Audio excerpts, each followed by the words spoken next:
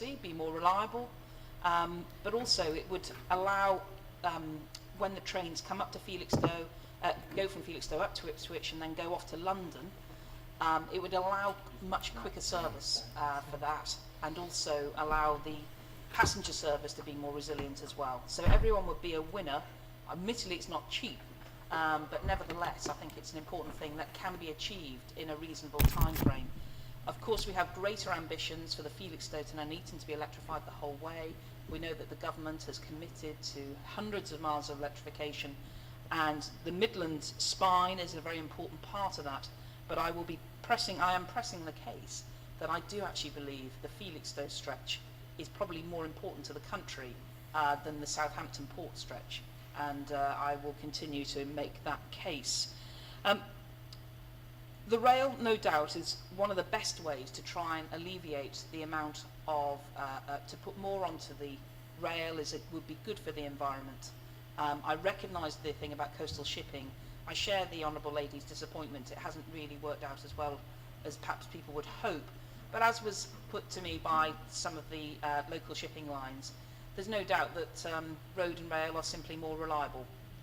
And if the weather's against you, the weather's against you. And that does lead to complexity. So I agree with her that we should look to try and do more. Indeed, there was a grant given to try and improve the Felixstowe to Teesport, and I'm sure that other ports around the country will also be looking to do more on that particular matter. Now, sea, absolutely. It's quite interesting how people, the committee certainly did not, but people forget that you actually need sea to get to the port. And what I think is fair to say, where Felixstowe is rather a congested channel. And not only is it the bit between us and the continent, it's where we have oil tankers going past, so really busy shipping lanes. It's also where there are a significant number of energy wind farms.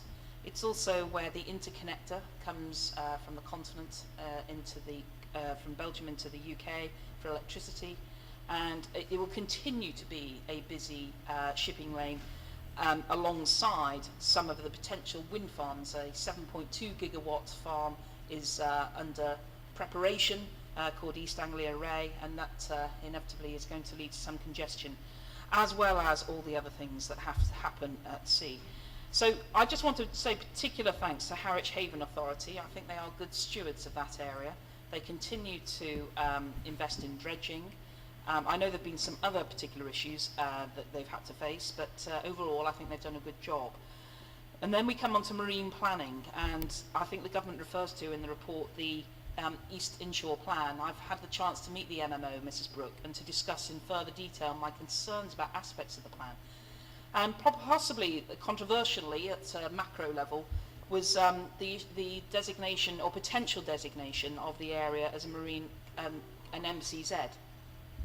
And I fought that vigorously, and I'm pleased that the government listened in the form of DEFRA.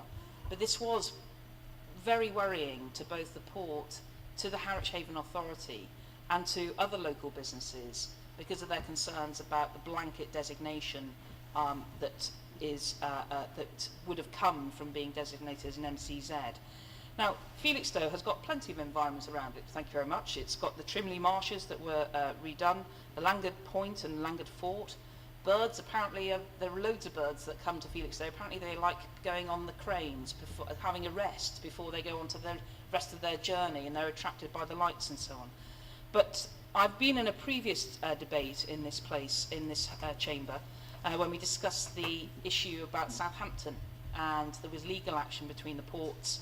Now, one of the things I would hope that the Minister will continue to stress to the MMO, I know it's not his direct ministerial responsibility, but the MMO needs to treat ports consistently, and that is absolutely vital. I think there are other planning issues which have been dealt with by the Coastal Concordat. I particularly want to pay tribute to Councillor Andy Smith, who is a district councillor in Suffolk Coastal and is now chairman of the Coastal Special Interest Group at the LGA.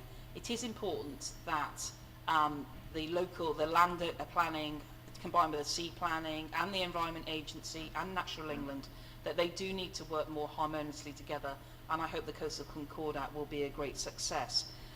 Mrs. Brooke, I have I have become passionate about Felixstowe since I moved to Suffolk.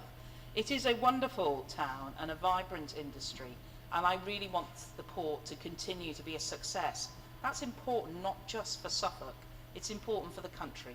It is, in my view, the premier gateway for containers, and one of the things, I will just add a little advert, if that's okay, Mrs. Brooke, is that the Senior Director at Hutchison Ports is very keen to make sure that Felixstowe is not just an importer, but is also an exporter, and he offers free advice to anybody who wants to get into exporting.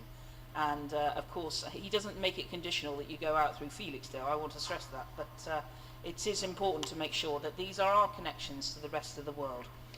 On that, Mrs. Brooke, can I again commend the committee? I thought their sensible approach to environmental issues with their recommendations in 10 and 11 were important, and I continue to fly the flag for the great Felixstowe.